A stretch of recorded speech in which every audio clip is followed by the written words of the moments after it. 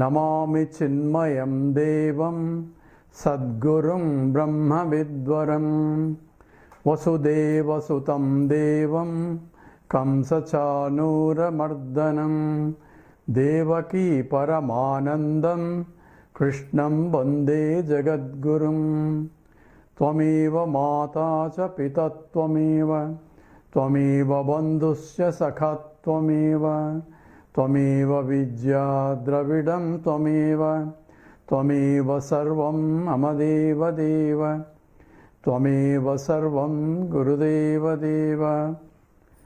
Hari Om. We are doing this sloka 10 for the third time because there was a problem with the sound. So we are redoing it again a little bit. So we'll chant the sloka 10 again.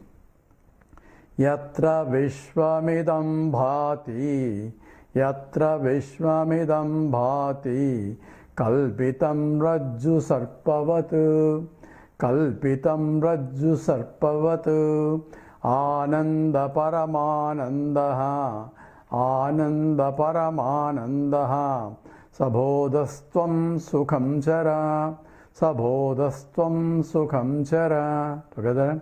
Yatra Vishwamidam Bhati Kalpitam Rajju Sarpavatu Ananda Paramanandaha Sabodhastvam Sukham Chara.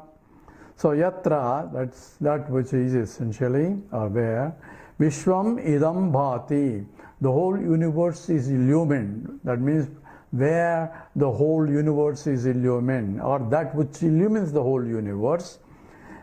And the universe itself is kalpitam, is imagined. Rajju sarpavatu, like the snake that we see when there is a rope. Rajju sarpa, like a rope snake. And the one who is Ananda Paramanandaha, the one whose nature is supreme bliss, that is essentially Sabodha. You are that consciousness, and Tvam, and knowing or realizing that you are that which is supreme and of the nature of consciousness and of the nature of happiness as well. Sukham Chara, live happily from now on. So essentially, the scriptures or the Ashtavakra teaches Janaka Maharaj, says what exactly is the bondage and what is exactly is the liberation. What's liberation we want? Nobody wants to be liberated. What they want is completely uninterrupted, inexhaustible happiness that they are longing for in all pursuits, whether religious or not religious. What you're looking for is happiness. And the promised happiness is if you go to moksha or heaven, you are going to be free. And you are going to be happy. You are going to be eternally happy. That's what essentially. And eternally happy cannot be occurring at some point in time. It has to be now and here, because now and here are beyond the concept of time itself and space itself. Because now involves present tense, and present tense itself is where the past meeting the future. That is the gap between where the past is meeting the future is the present. And how big is the gap? We can make it this year and this month and this day and this hour and this second and this microsecond. You can keep on dividing into smaller and smaller that present.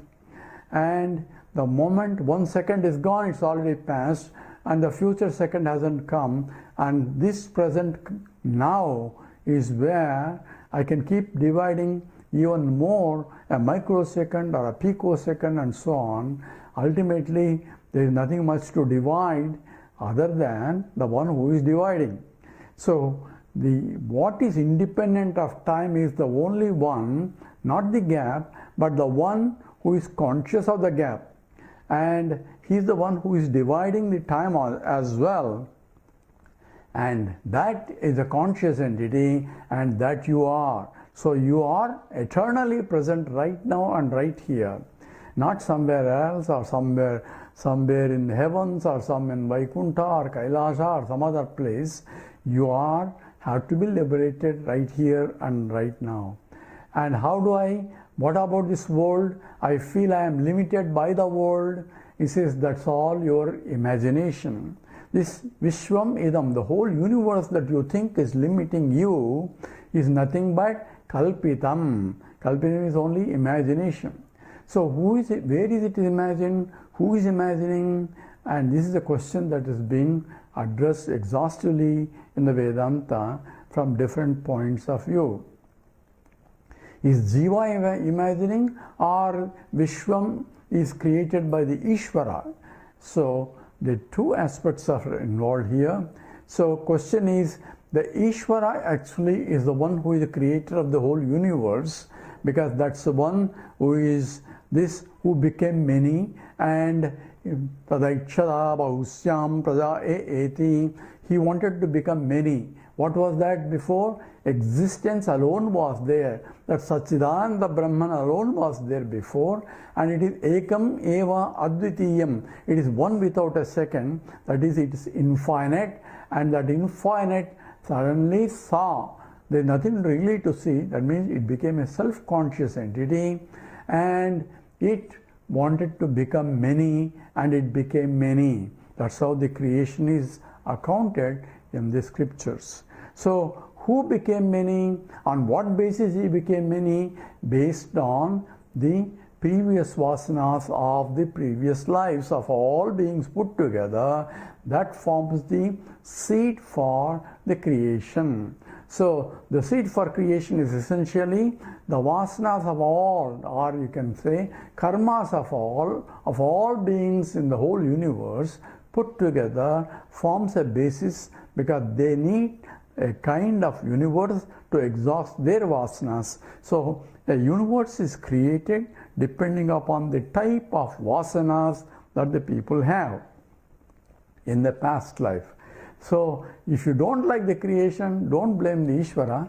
Ishvara is only creating as per the vasanas of all beings put together. So if I don't like the vasanas, and I have to change my vasanas by proper action, and in the process I create a better vasanas, and if every jiva does that, then the whole universe will be better. So we cannot blame the universe, say to the Ishvara, say why did he create this kind of universe? He cannot but create this kind of universe, because that kind of universe is what we want. So don't blame the Ishvara.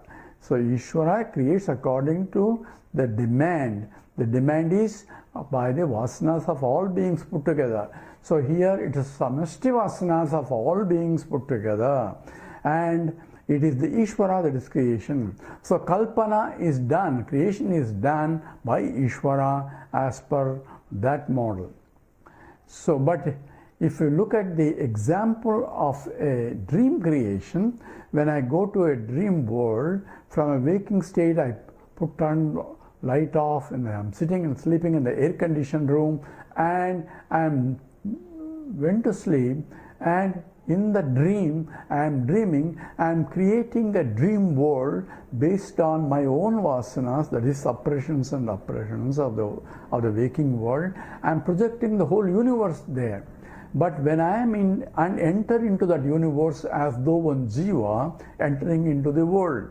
So a dream world I create myself in my mind and enter into it and see the world as though it is real, but it is only creation of my waking mind, not the dreamer's mind. It's a waking mind. So from the dreamer's mind it is the Ishvara's creation, but from the waker's mind it is the waker's mind that is creating based on its vasanas which are suppressed and oppressed in the waking state, or the one who are projected. So from the point of jiva, in order for me to see the world, the Vishwam Idam, I need to have a mind.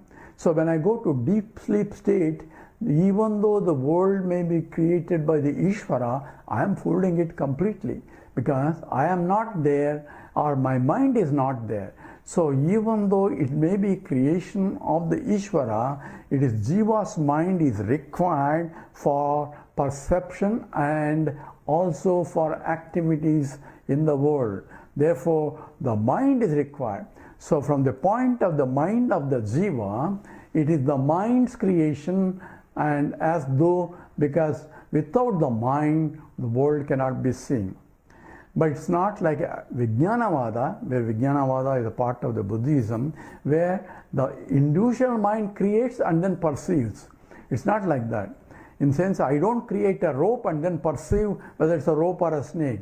Rope belongs to the Ishvara's creation. But when I do not know that it is a rope as a rope, I see it as though, because it's not completely lighted, and I am walking in the alley and people told me a lot of snakes around here, and suddenly I stepped on it. It looks like there's an object there about 5 feet long, and suddenly I remember there are snakes around and it is 5 feet and it's in the alley, and it was soft when I touched on it or put myself on it, and therefore I stepped on it, and that's essentially what I say it is a snake, because I don't know that the attributes of them that I perceived in that semi-dark are somewhat parallel to the attributes of the snake as well as of the mind as well, of the rope as well. So I perceive as though that it is a snake, and as far as I am concerned, it is real snake, because I don't put a false snake and then I'm afraid of false snake. It is as far as I am concerned, it is a real snake only, but I presume that it is a real snake because the attributes are common for both the snake and the rope. So it looks like I'm sweating here because we have to turn the fan off. So it says that is kalpitam. The creation of the snake is kalpitam. So there's always an objection. You can give me some towel there, it's okay. You can give me I'm sorry. So I'm sweating completely. So it's sorry about that. So Rajju Sarpavatu, it is a what's called pratibhasika error. My mind is projecting a snake where the rope is, because I'm not seeing completely the information. I have partial information that there is an object and it is 5 feet long and it is soft to touch. These are common whether it's a rope or a snake, and that's all the attributes, and that's called sadrusyam, a similarity between the rope and the snake. I'm not projecting something, an elephant or some other this one there, because there's no similarity between elephant and a rope there. So the projection is based on partial attributes of the object. At the same time, I'm not getting complete attributes, so projection is done by the mind. By the mind, that is my mind, projecting that it is a snake out there, and as far as I am concerned, it's a real snake there. And I may leave this world with that understanding, so unless I get an additional information that contradicts my previous perception that it is a snake remains as the knowledge for me. Only when the doubt arises and I have to use a better pramana, then only when I try to inquire further, is it a rope or a snake, then I can find out. When I putting a better pramana or better light, then I can see other attributes that I missed, and now I know those attributes belong to only rope and not a snake. So I can conclude later when I get a better information about the world. Same way, the world I think is real, just like the snake is real for me, and I'm transacting in the world as though it is real and suffering as a consequence of it. So everybody has a complaint about the world, how unfair it is and so on, because they take it as for granted it's a real. If it is not real, then why should anybody complain?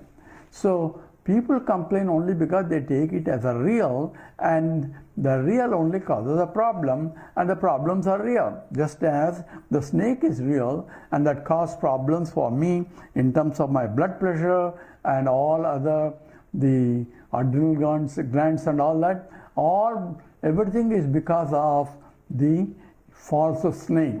So snake may be false, but the reactions seem to be real. Same way, I can get carried away with the assumption that the world is real, and therefore I want that for me to happiness, I want this for my happiness, and so on and so forth. It can go on. But once I realize that Vishwam idam is bhati, is illumined, is kalpitam, is not really real, because it's continuously changing. Jagat is continuously changing. Jayate, gacchate, it is Jagat. That means, which is what sometimes is called Jug Jug Jug Jug Jug. That means it is changing continuously, and therefore that is kalpitam. That which is real is that which doesn't undergo any change. Trikala abhaditam satyam. And that which fulfills the definition of real is only Brahman. That means it's infinite, and therefore it cannot change. So Brahman alone is real, and anything else that we see is with a finite one, is continuously changes, and that is therefore not real, and therefore we call it either Maya or as though Kalpitam. Kalpitam because it's changing. And Ananda Paramanandaha Saha Sabodha Tvam. Tvam, you are in fact is pure consciousness, and according to Vedanta, consciousness is infinite. Prajnanam Brahma. Consciousness is infinite, and therefore you are that infinite, and therefore limitless, therefore Ananda Swarupam. And not only Ananda, it is Paramananda, and that is supreme happiness. And recognize that I am that supreme consciousness which is infiniteness and which is of the Ananda Swarupam Sukham Chara. So therefore you don't have to gain happiness, you are already happiness. That is your Swarupam itself.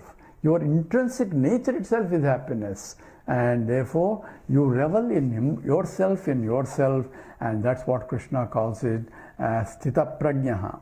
Prajahati yada kaman sarvan partha manogatan atmani eva atmana tushtaha. The one who is reveling in himself by himself, he is in fact is a jnani. So jnanam is kadam apnoti jnanam. So how we can get jnanam is same as how we can get moksha, and same as how we can get vairagya. All are interrelated, and because of the jnanam only I can get moksha, because the jnanam is that you are already full, and that is also freedom from all limitations, and therefore freedom from dependence on something other than yourself, and that is essentially if you are free. So any bondage is sarvam paravasham dukkham. Any bondage is dependence on something other than yourself for your happiness. Therefore, whether it's people or it's objects, that means you depend, therefore you are slave to it, and therefore you are bound. If it comes, you are happy. If it doesn't come, you are unhappy. And when it comes, also you have dukkha mishritatvam. It is mixed with the suffering, because pain in getting, pain in preserving, and pain if you lose it also. And you start depending on it, and just like our dependence on the morning hot cup of coffee. Why? Because happiness is there. So I depend on that because my happiness depends upon having cup of coffee in the morning. So it becomes a bondage, and that's what is essentially is denied, because there is no happiness in the coffee in reality, because the more coffee, more happiness is, because first cup is happiness, afterwards it becomes a misery. So you are in fact is Ananda, not only Paramanandaha. You are supreme happiness, and that is your intrinsic nature. Mana bhuvam hi bhuyasam iti prematma nichyate. Ayamatma paranandaha parapremaspadam yataha. Mana bhuvam hi bhuyasam iti prematma nichyate. So that's from the Advaita Makaranda. So you are in fact is infinite, and that is Paramanandam and supreme happiness, and there is no more longing for happiness, waiting for happiness or desiring happiness, and therefore the mind that wants something else only because you are going to be happy with it, and that mind is fulfilled forever, and therefore you are Paramanandaha. And that is the nature of yourself, that is sa ha bodhaha tvam sukham chara. We take sloka 11. Muktabhimani mukto hi baddho baddhabhimanyapi kim badanti ha satyeyam yamatihi sagatir bhavet. Together. Muktabhimani mukto hi baddho baddhabhimanyapi kim badanti ha satyeyam yamatihi sagatir bhavet. So Mukta Abhimani, the one who considers himself will be free, is Muktaha, is free already. He Baddhaha, Baddhabhimani. One who thinks he is bound. So it's all in the mind, mental notion. And who considers himself bound is bound. Api Kaha Vadanti. This is a popular saying. So if you think you are free, you are free. If you think you are bound. And Kim Vadanti Ha Satyeyam Yamatihi Sagatit Bhavati. What you think, so you become. Therefore, if you want to think, I am a successful person, you will become a successful person. That's what the motivation to become success is taught. So, Kim Vadanti Ha, what you think, you become. And that's essentially what the scripture says. Muktabhimani mukto hi baddho baddhabhimanyaha. So in fact, the Amrita Bindu Upanishad says, Manayeva manushyanam karanam bandhamokshayoho bandhaya vishayasaktam muktai nirvishayam srutam. So mind is responsible for both bondage and liberation. Manayeva manushyanam karanam bandhamokshayoho bandhaya vishayasaktam. So vishayasaktam bandham. That means going after the sense enjoyments or sense objects is bondage. And liberation is giving up. There is no happiness in the objects outside. Happiness is coming from myself only. So even the happiness that I think is coming from outside is only coming from myself. If I am coming outside, why am I going there? That's the problem. So when I am having a cup of coffee and say I am so happy now, the happiness didn't come from cup of coffee.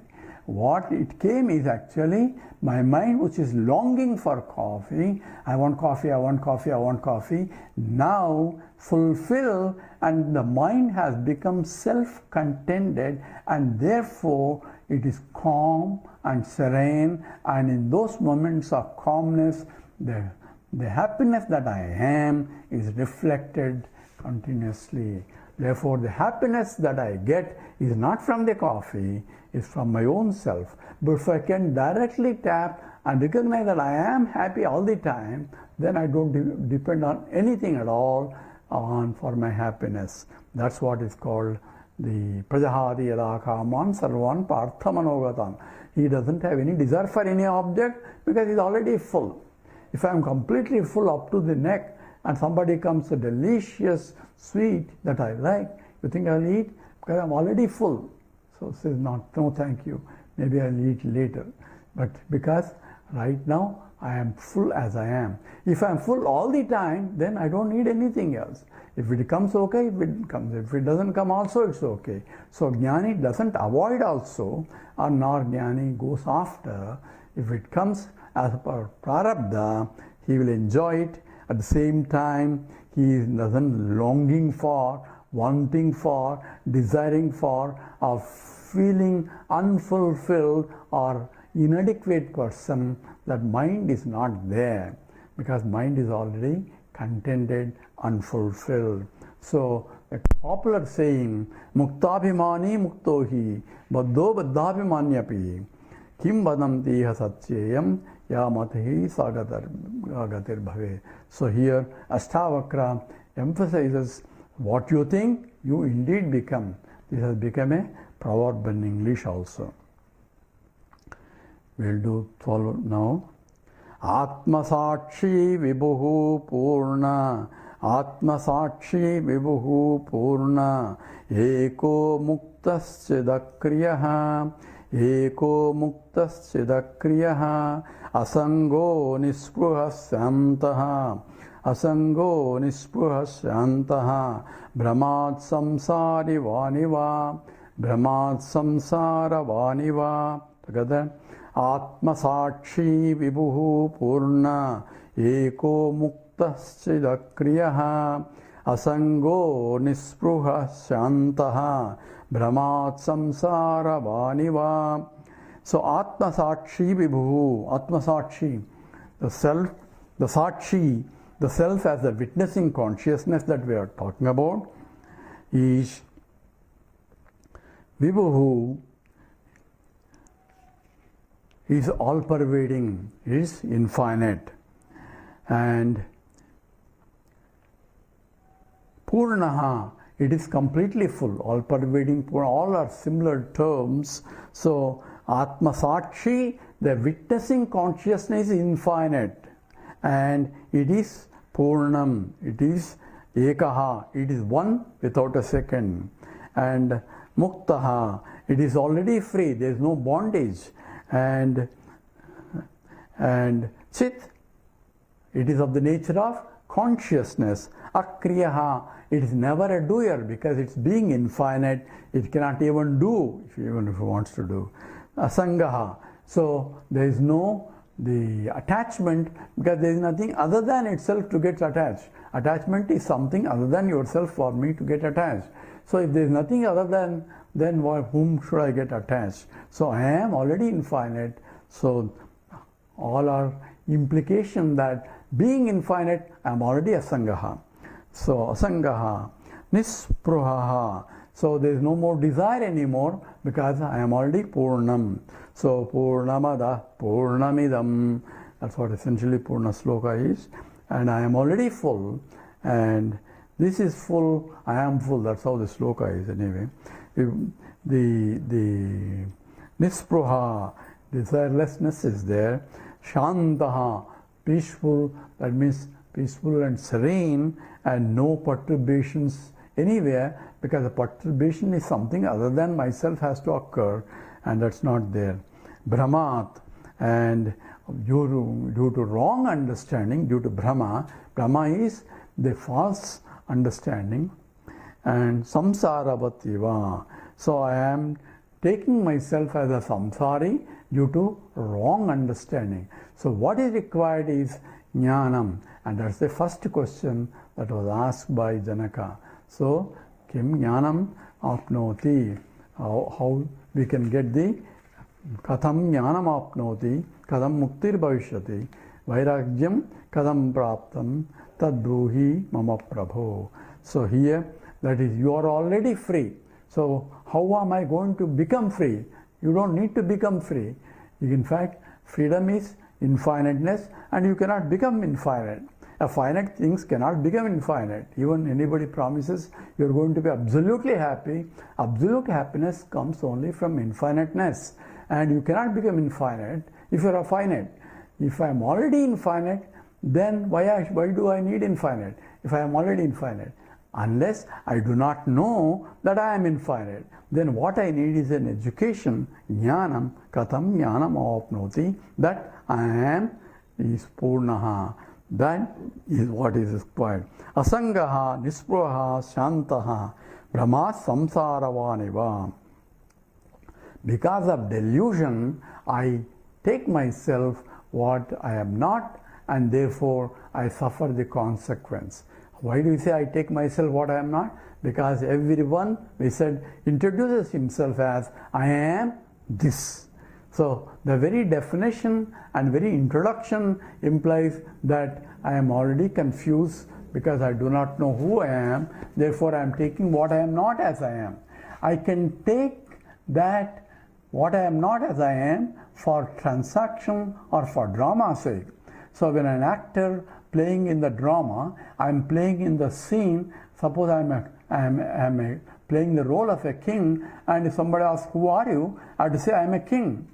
Even though I am not a king, I am only an actor playing the role of a king. So yeah, as long as in that scene I can take the role deliberately for the drama's sake, so Jagannatakam, I can play the drama of life knowing very well it's only a drama.